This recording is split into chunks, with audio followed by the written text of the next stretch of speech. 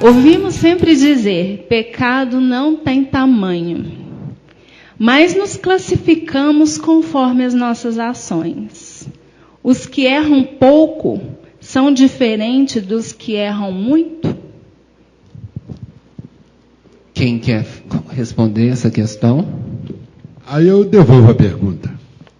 Eu sou aquela puta lá da exposição que me vende por R$ 1,99 ou aquela que vende por 1 milhão? Washington, pastor. Nós temos aí dois prismas, né? Um humano e outro divino.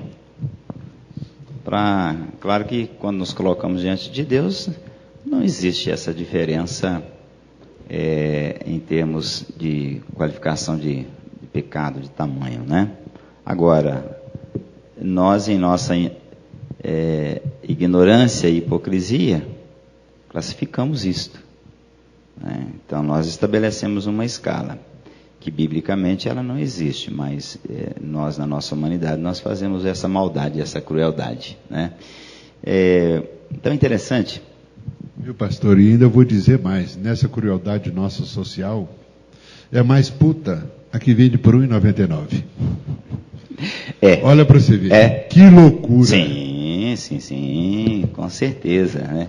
Porque, aliás, nós vimos isso em debates. Eu vi recentemente naquele programa, aliás, não vou citar aqui o programa, né? A questão, mas a pessoa dizendo ali, não, mas eu não sou lá da rua, eu não prostituo na rua, eu não fico na rua, né? Eu atendo em casa. Eu atendo em casa, eu cobro 30 mil por programa. Interessante, como se isso fosse algo, quer dizer, e o mais terrível é que as nossas leis pegam e vai lá e como se diz, e dá a ela então ali um título, né, que outorga aquela pessoa como trabalhadora, né? Então essa é a sua profissão. E ainda mais, não declare imposto de renda, viu? Porque declara de que jeito? Exatamente. Caixa 2. Exatamente. Então nós fazemos isso. É claro que quando nós... há um fato interessante que aconteceu, me lembrei aqui agora, com um pastor nosso, pastor Ramon, que hoje é presidente da nossa convenção aqui no estado de Minas Gerais. E Ramon ainda bem jovem, mas muito inteligente. E ele vivenciou uma situação, terminou o culto e estava chovendo muito, o pessoal ali lá de fora, próximo da cantina da igreja, numa conversa, um diálogo e tal, aí chega ali também, que às vezes é muito comum isso acontecer, né? Um andarilho e chama o pastor. O pastor falou, chega aí. Ele disse, não, se eu puder vir aqui. O pastor aproximou mais dele, ele falou, pastor, o senhor me dá R$2? Ele falou, não vou mentir para o senhor, não. Eu quero esses R$2 que eu quero beber uma pinga. O senhor me dá esses R$2?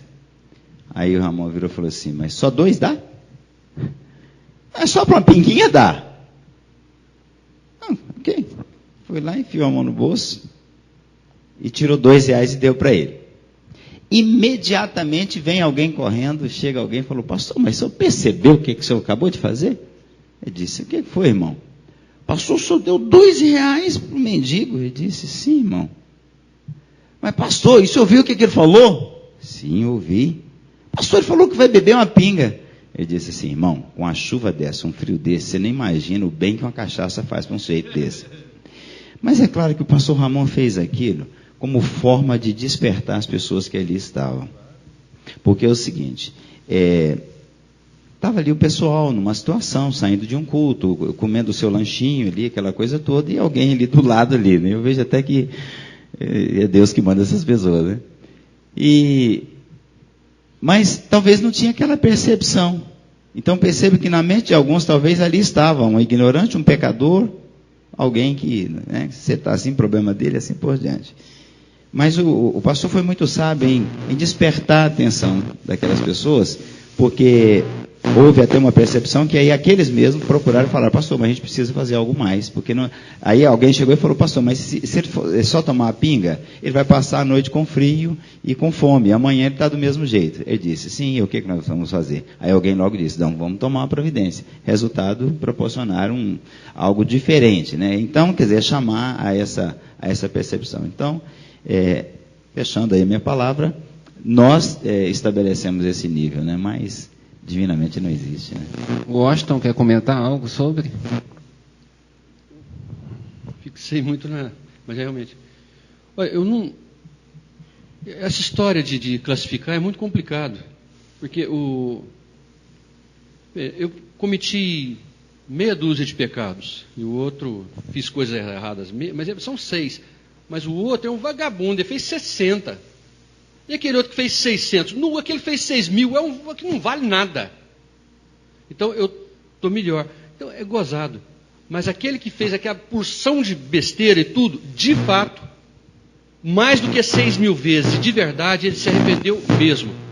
Ele quer mudar. E o que está aqui, não. Eu chamo isso de quase santidade, o perigo da quase santidade, né? Tem uns que estão na beira, não, mas estou belezinha, né? Estou jóia, só não sou tão perfeito quanto Deus que eu não quero tirar o lugar do divino. Tem gente que parece que vive assim. E aí vive só passando a foice em tudo quanto é gente, porque encontra por aí. Eu não sou como aquele homem, né? Não, um bate no peito e pede perdão porque reconhece que fez besteira e tudo. E o outro não. Né? Eu dou o dízimo de tudo, eu sou isso, eu sou aquilo, etc. Né? Pergunta respondida? Alguém quer fazer alguma pergunta? Enquanto alguém pense, eu vou perguntar o seguinte. Vocês comentaram que essa questão é uma crueldade classificar pecados ou classificar maldade.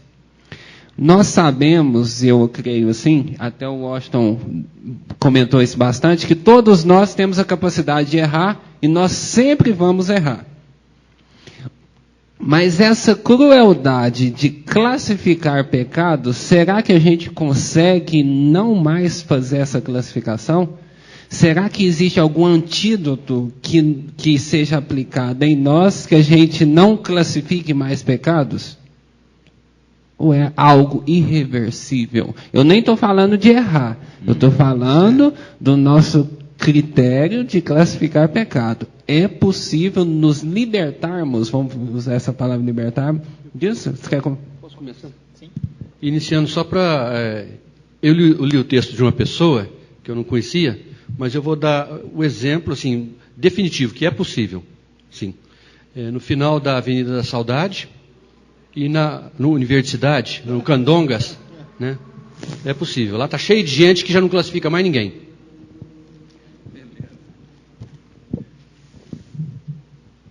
Olha, e eu vejo que um mal terrível nosso é não nos sentirmos pecadores. Hoje não se fala mais no pecado. O professor falou, inclusive ali, e tão interessante que foi algo que me causou uma inquietação essa semana. Eu andando e vendo ali algumas dessas frases de veículos, né? E eu pensando, meu Deus, até que ponto, né, que realmente isso traz um benefício? Porque observe que as frases que nós ouvimos em veículos, lemos em veículos, em outdoors e assim por diante, são sempre assim, ou isentando o outro da sua culpa, ou outorgando o outro um direito, né? E dando a ele o direito de cobrança, e naquela visão de estimular a chamada autoestima, né, do outro.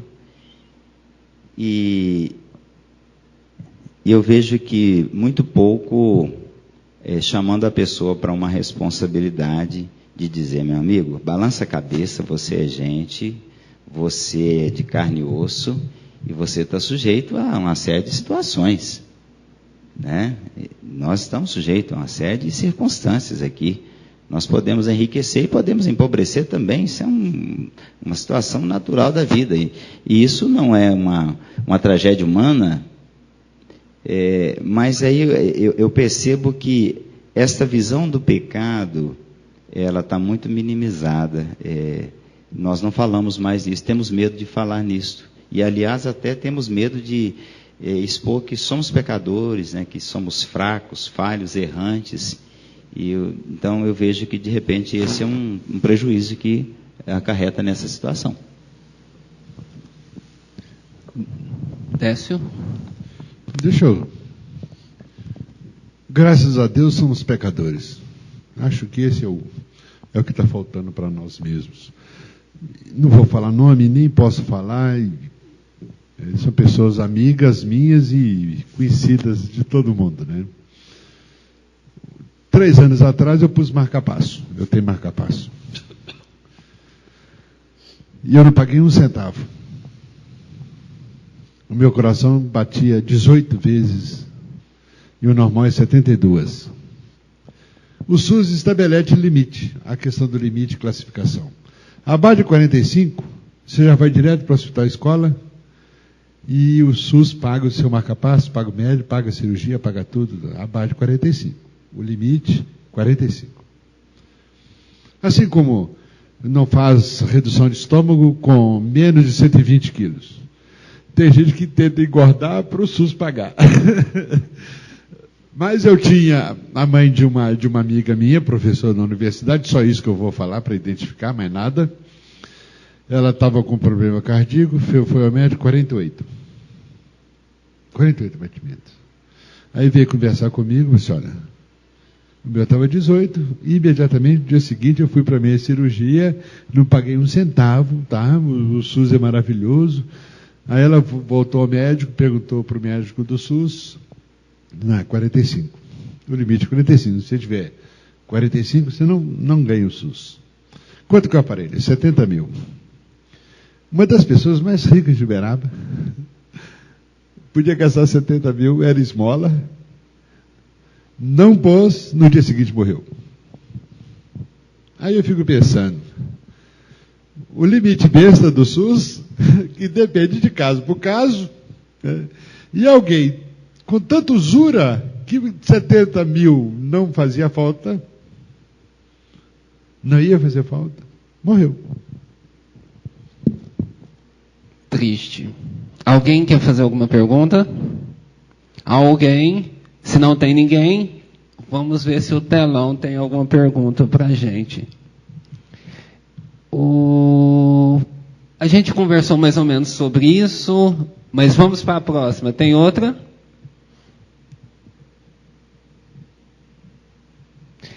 Isso aqui é interessante. Como lidar com o que sou, mas não quero ser?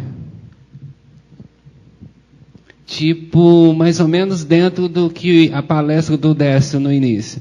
Eu não quero ser. Não tem jeito, é obrigado a ser, pronto. E como lidar com isso? Tem alguma dica? Veja, não tem dica. Quer dizer, eu me olhar no espelho e falar assim, olha, ou eu me resolvo, me aceito, me curto e me encanto com a vida, não tem outro jeito. Hoje existe um tratamento chamado neurolinguagem, que é mais ou menos autoajuda e tal, esse negócio tudo.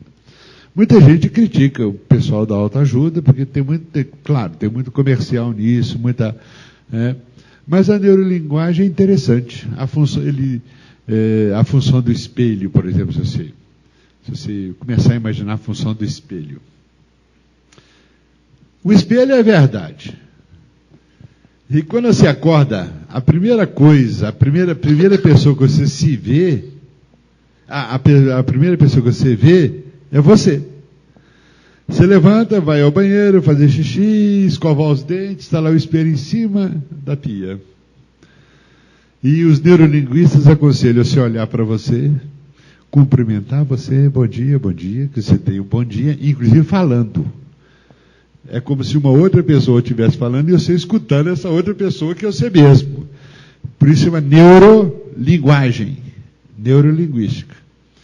Que seria como se fosse os mantras, lá dos antigos, né?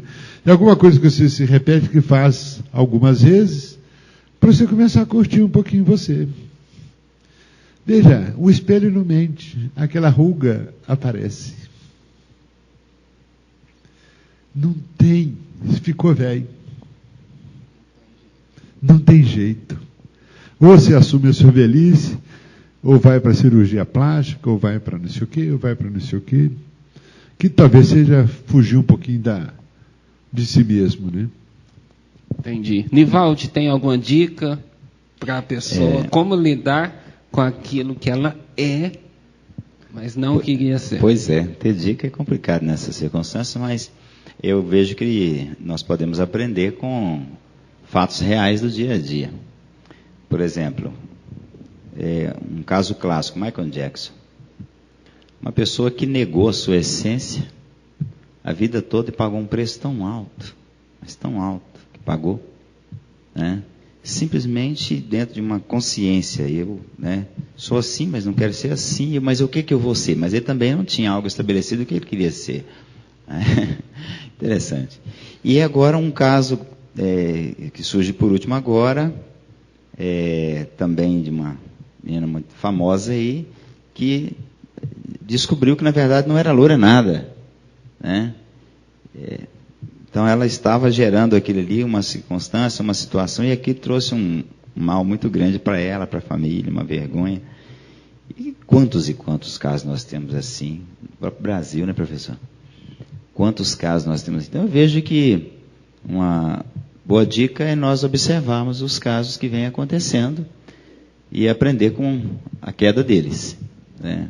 Porque já se diz que sábio, muito sábio é aquele que aprende com o tombo do outro, né? Para ele não cair também. Claro que não lança em rosto, mas tira isso como um exemplo. Então eu vejo que é uma boa dica. Professor Washington, alguma dica? Algum conselho? Alguma posição? Eu falei em cair. Eu fiquei lembrando do Paulo que caiu do cavalo, né? O que ele fazia, o que ele era, parece que era uma coisa identificada, né? Ele se identificava, que ele perseguia, enfim, ele achava que era o bom e tal, mas só que ele percebeu depois aquela história, como eu sou infeliz, porque eu não faço o bem que quero e faço o mal que não quero. Esse é o mistério da iniquidade, aquela história que a gente já estava falando, né? Então, eu tenho que lidar assim, com sinceridade, não dá para mentir para a gente mesmo. Percebeu a dificuldade, o problema, o nó, vai atrás, tenta desfazer. Né? Então, o espelho, né? Então, o espelho é uma beleza, não deixa eu mentir. As pessoas com quem a gente tem intimidade, com quem a gente convive, essas pessoas são as pessoas que a gente mais tem facilidade de picar e fazer as coisas, mas são as pessoas também que mais dão retorno para a gente. Elas pegam e falam também, tudo, beleza. Né? Ou então as pessoas, como eu falei, as pessoas que não conhecem, né? Começar a elogiar a gente, então lidar com o que a gente é, mas não quer ser. Então eu falo assim, opa, uma aparência do que eu, né? Eu estou aparentando isso e isso agradou, mas isso não sou eu tudo não. Opa, o que está faltando aí? Então tentar, né? Não se deixar levar por engano. Uma palavrinha aqui, pegando um ganchinho aqui, aproveitando enquanto me vem a memória. Eu estou fazendo um curso em Belo Horizonte sobre mentoria e tem me feito um bem muito grande, né? Afinal de contas. E uma das coisas que se tem trabalhado muito é exatamente essa questão da necessidade da mentoria nos últimos tempos, de você ter amigo, mas não é aquele que te bajula, né? Mas aquele que realmente chega e diz, professor, peraí, vem cá, você pisou na bola aqui, rapaz. Alguém que você possa chorar suas mágoas, suas dores e abrir o coração das suas fraquezas e dizer ali a respeito da sua revolta, né? Mas aquela pessoa simplesmente não chegar para você e dar um abraço e dizer, eu te amo, não fica assim não, e você... Não, mas alguém que realmente te coloque no seu lugar, né? Eu vejo que isso é muito importante. E é uma coisa que ela vai se tornando distante. Interessante que a mídia, ela deveria aproximar isso, deveria proporcionar isso com maior facilidade, mas ela vem distanciando. Porque é tão interessante que nós nos sentimos hoje frustrados se eu, por exemplo, coloco uma foto lá da melhor roupa que eu escolhi naquele dia e vamos ver o que alguém vai dizer. Ninguém diz nada, ninguém chega lá e diz pelo menos beleza lá, né? E eu fico me sentindo mal pra caramba, porque caramba, né? Ninguém falou nada a respeito da minha fotinha que foi postada lá. Mas isso significa aprovação ou reprovação? Então, interessante. Então, eu vejo que também a gente tem alguém que você possa, alguém verdadeiro, né? Que você possa chegar e abrir o coração e dizer, rapaz, eu amanheci mal, hoje eu não estou legal, hoje eu estou me sentindo um lixo, ou eu estou diante de um quadro, eu estou diante de uma situação desconfortável, e isso está tirando o meu sono. É muito válido.